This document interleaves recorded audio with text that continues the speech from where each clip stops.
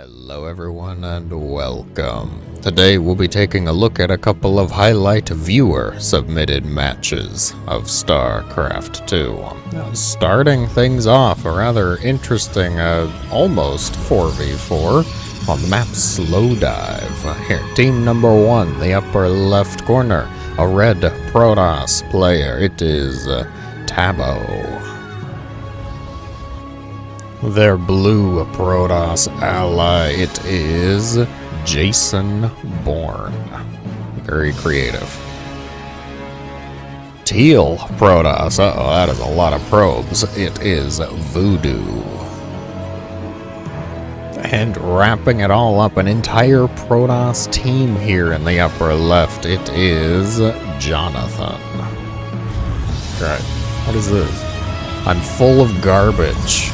But thank you for the proper advertising there, Jonathan. Team number 2 here, the bottom left, yellow Zerg Newbie.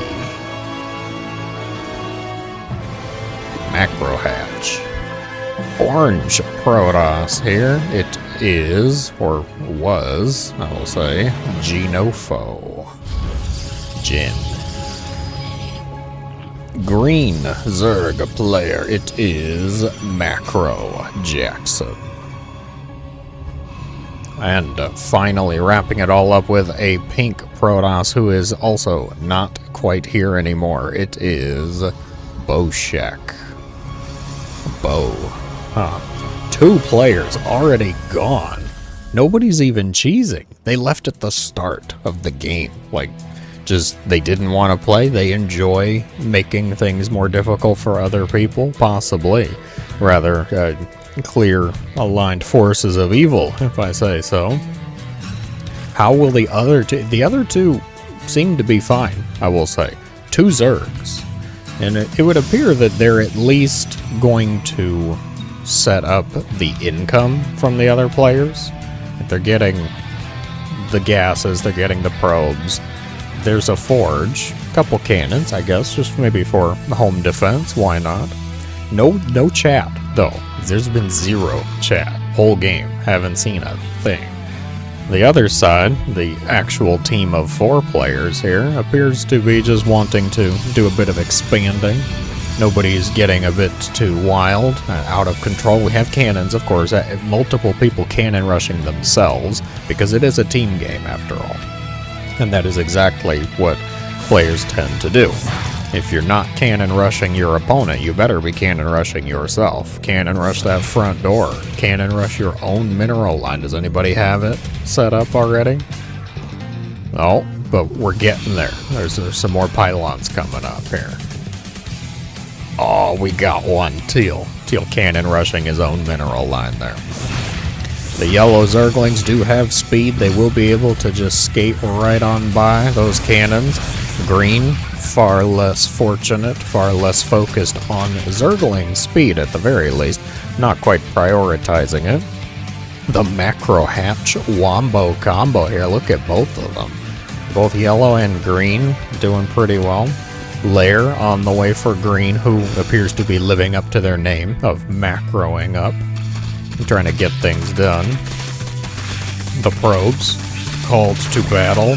Yellow, unfazed, focused, fixated. I don't think they're going to get it.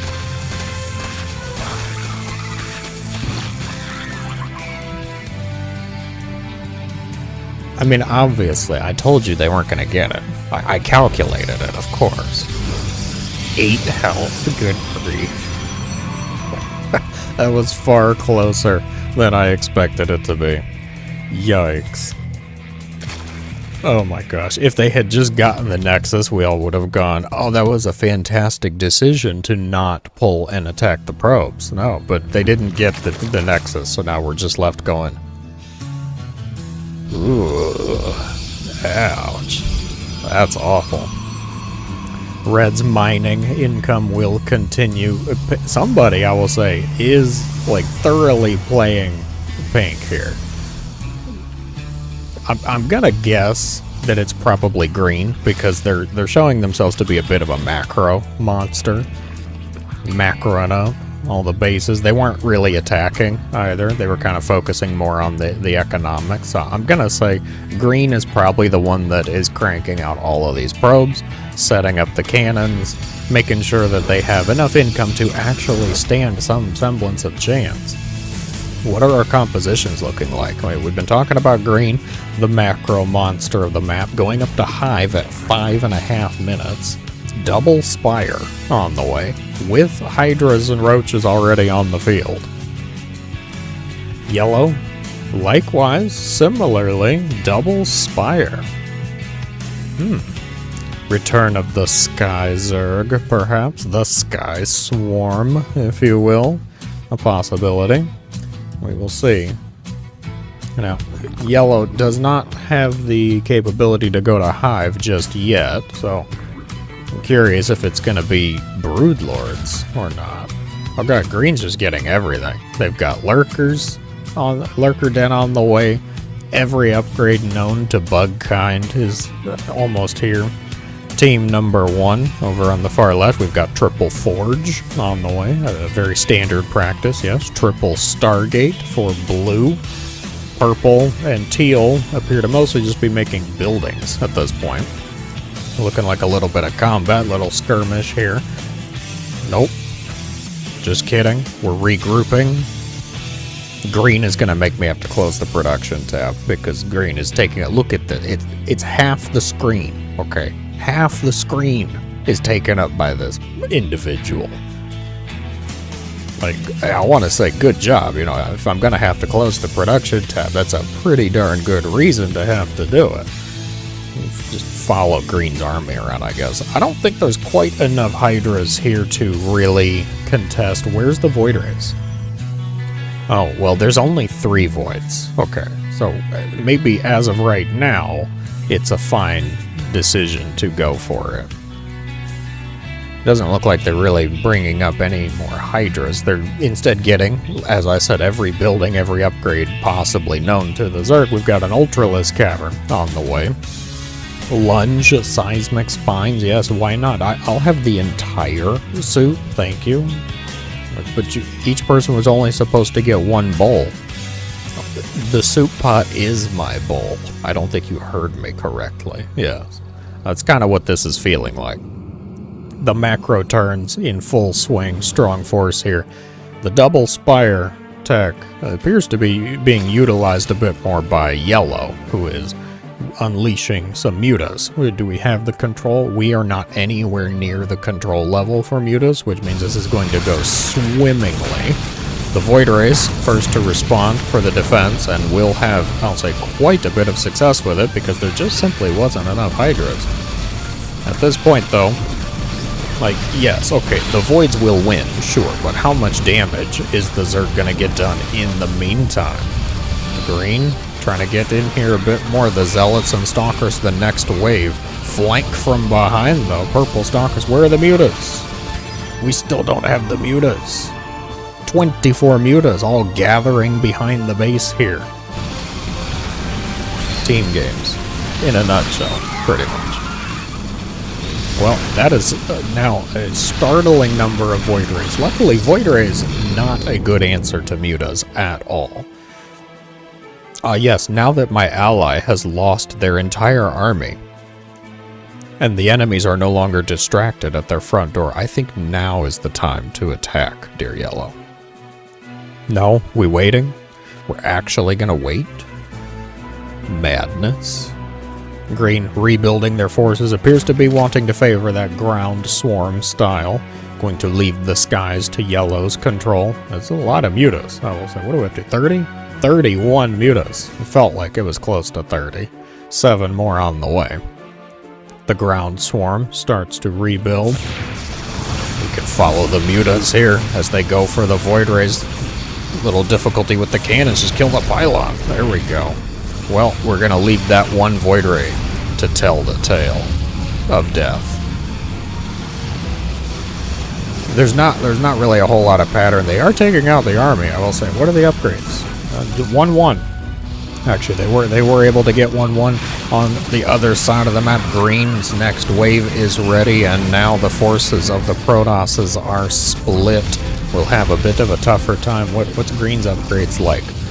2-2. Not too shabby. Hitting at 10 minutes with virtually max supply. 2-2 Hydras.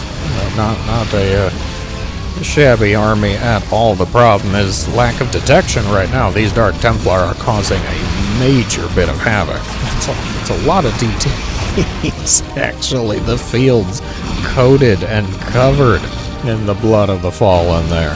The Mutas starting to wreak a bit of havoc here. Dare I say, these two are actually going to do it. They are looking quite in control of the match here. I don't think you need to kill the Stargates, especially now that Teal is up and left. Yes, the Colossi, a fantastic answer to the Mutalisk. I get the confusion because they have the Wrathwalker skin, and normally Wrathwalkers can attack air, they can shoot air units in the campaigns, so it's really just the campaign creating bad habits for people. That's kind of what feels like what's happening. Green, the next to be a bit victorious in forcing some players to tap out here. Blue losing most of the army and nearly all of the infrastructure. Red tapping out for some reason, mainly just isolation and social reasons, because everybody else is doing it. I might as well do it too. Despite Red having a little bit of an army here to lose. No blink. They do have blink. What they don't have is a player. Yes. As clearly indicated. The Ultralisk shows up, commander of the operation. Good grief, they've done it. The Mutas reigning supreme. There is just not enough anti-air here. 8 Stalkers, which are very far from where they need to be. Getting a bit more acquainted with the wrong end of the Ultralisk's scythes and arms, tusks, whatever you want to call it. They're getting to know the Ultralisk rather well. We can say that. The Mutas continue to wage a strong war here, destroying the buildings. Who's left? Is it Purple? Purple. Purple's the only one left. Quick, more Colossi. Yes, that is what we need. Another Robo to help me deal with all of these Mutas. Holy Robo. Wait, what? This individual has built 7 Robos. Look at this. Well, we know what your favorite building is, I will say. The Colossi deal with the Hydras mildly well, despite there being virtually no front line for the Colossi. The problem is when anything else looks towards the Colossi. Like, at this point, we're just kind of extending the game here. These two have impressed, I will say. Absolutely. Well done. Solid work. Great job to the 2 individuals for not giving up. Not just tapping out when they saw 2 of their teammates tagging out. No, not the Robo Field. My robotics farm, says Purple. Who was Purple? Jonathan. Full of garbage, that's right. Mr. Full of Garbage here. Full of robotics garbage, I will say. It's all electronics. And the only player to say GG. You know what, Jonathan? No. You are not full of garbage. Okay. I contest to this point now after getting to see how you handled the end of the game. You had no hope. I will say you had no chance. But all of your teammates just tapped out without saying anything. You were the only GG I saw. So you know what? Round of applause for Jonathan losing with honor here. And a massive round of applause to Newbie and Macro Jackson for quite actually literally carrying their team because they were the only ones involved with that. So marvelously played. Well done. That is not all for today though, folks. On to the next. The next match of the day will be played on the map Ultra Love. Back to familiar 1v1 ladder territory. Oh boy. In the upper right corner we have the Red Command Center SCVs of Timbo. And their opponent here, the blue Zerg drones, the bottom left, it is Zukov. Not to be confused with Stukov, of course. What are you doing? Is today the showcase of Zerg Shenanigans? We finally got a Terran, I will say. There was no Terrans at all in that team game. It was 100% Protoss and Zerg. Great. Macro plays out the window. Here, we are going instead for Proxy Hatch. Will it even be scouted? I'm not convinced just quite yet. No, not quite yet. Why do you do this? Build it blindly on the high ground. You scared Terran. Oh my gosh. Okay then. Well, so this is gonna go probably one of two ways. Either the hatch is going to go still unscouted. You see the Zergling, right? Like, either the hatch goes unscouted and the Zerg gets to create a lot of problems for the Terran, or the Terran remembers the existence of siege tanks and this just gets shut down with great ease. There's a spine. There's a spine being built back at home. Yes, because you know what we really need when we're going to make a proxy hatch type of play? Only 7 drones mining. We really need to just put everything onto gas and kill off our own drones. Agreed. No, that's absolutely fantastic. Splendiferous. Command center, just about done here. They probably see the creep now. I wonder. Yeah, should we switch to the Terran action cam? We're on the Terran's camera now. We'll see. They're going for the tech lab. I do like the decision. Starport, okay. Probably helpful. Not a terrible decision. You gotta hand it to them. Ooh, double starport. Kinda spicy. Little saucy. Like the Dahaka announcer. Interesting choice. Command Center. I'm still not 100% that they know it's a hatchery. They haven't even left their base yet. I wish I could know what's kind of going through their mind. Like, wow, that's a lot of creep. Kind of weird place for there to be a creep tumor, right? They're doing what they need to do, though. Oh. Starports, tech lab. Oh. The pause and focus on that. They left the camera right here like, oh my. well, hello there, dear hatchery. Yes, that's going to cause a bit of problem. Well, the siege tank is going to set up shop, which, like I said, is option 2. That this just kind of gets shut down really quite easily. We're gonna need more though. Neither player's actually making anything. So at this point, the game's just gonna kind of go to whoever starts to make stuff again. Whoever remembers that production exists. Go quick, get a queen out here. We're mining from this location. That just feels incredibly rude. The command center providing stellar vision, I will say, for the siege tank. Second tank is almost here, almost done. The SCV's in peril. Corrosive Vial causing some problems. 4 Marines. 6 Marines. I'm not quite... far less than 6 Marines now. The Corrosive Vial really coming in handy. Ravager kill count. 3, 3, and 2. All not too shabby, I will say, for mainly just going after Vials. The Queen gets a bit overeager, rather aggressive in her gumption. Oh, the Vials take out the siege tank. Overlord providing some decent vision. We really needed just like one Viking to shoo the Overlord away, but at this point the focus is a bit on other things. The hatchery is destroyed, which will end, of course, the proxy business here. To what ends, to what goals? The Terran was certainly delayed and thrown off of their build a fair bit, which is rather devastating for a Terran. Not because Terran builds are hard to recover, but because Terran players tend to have a bit of a panic with that. I have the strong suspicion this one's going to need a few minutes before they're ready to leave their base. The spine crawler's going to start to bleed out, lad. Well, we're going to help it bleed out just a little bit quicker. No micro, no splits whatsoever. The corrosive vials have been absolutely incredible. Ah, yes, micro turn. Micro time. Keep the Banshee going. Keep the Banshee alive. There's more drones here.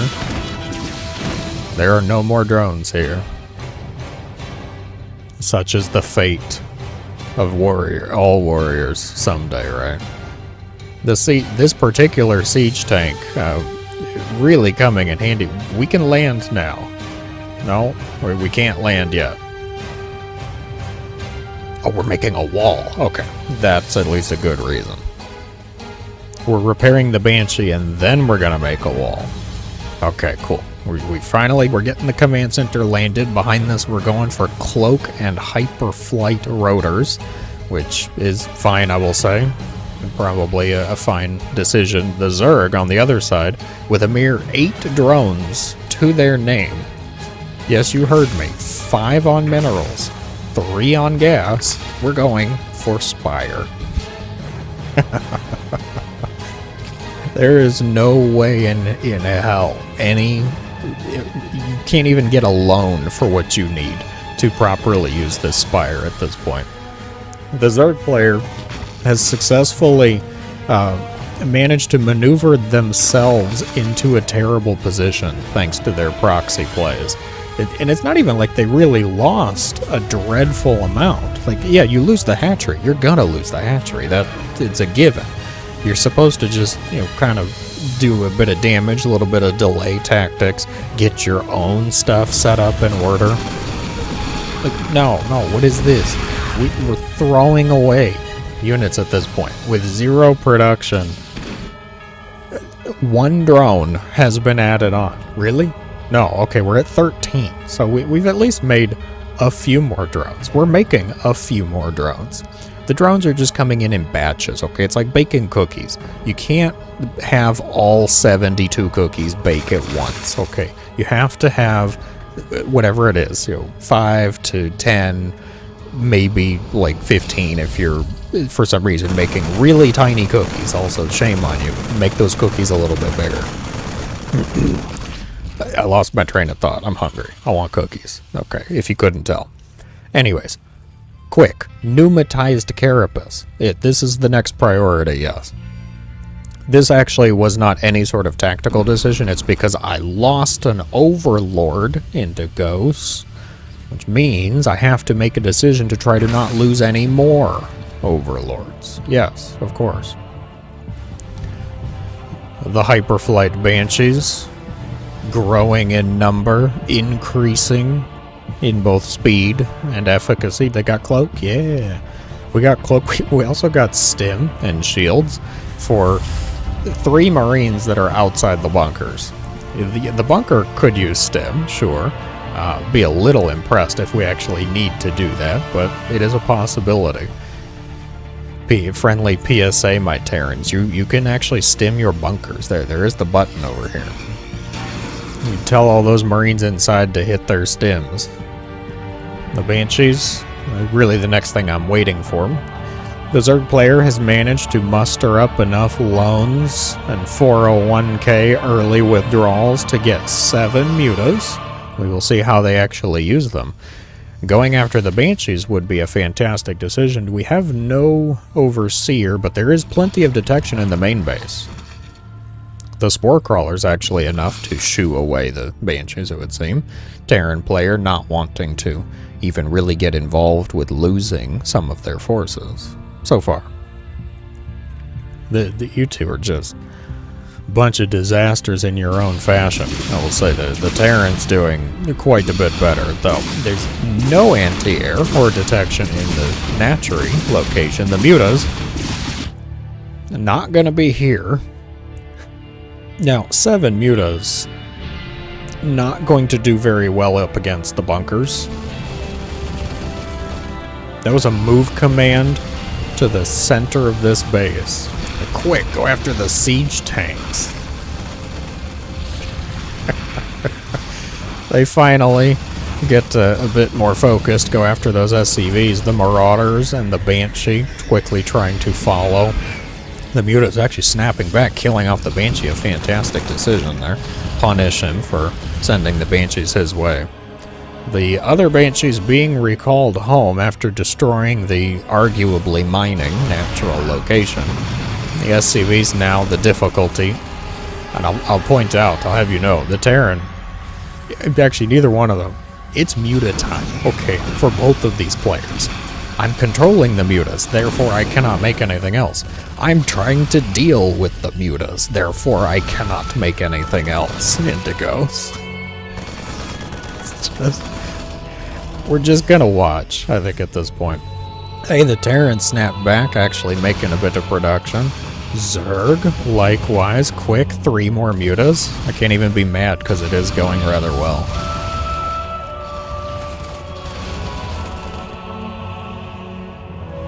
It's a struggle for everyone involved with this. This is what I'm learning. 3 more Mutas on the way. Will the natural location be retaken? You can place your bets. It was destroyed, which means I'm pretty sure this is now considered unholy ground and therefore not usable, not buildable.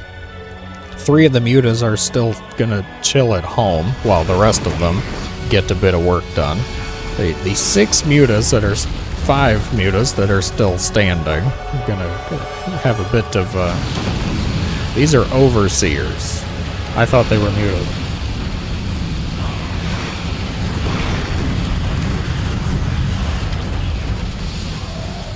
Well, beaten by missile turrets. This is our plight. This is our fate. Quick, more Mutas, yes.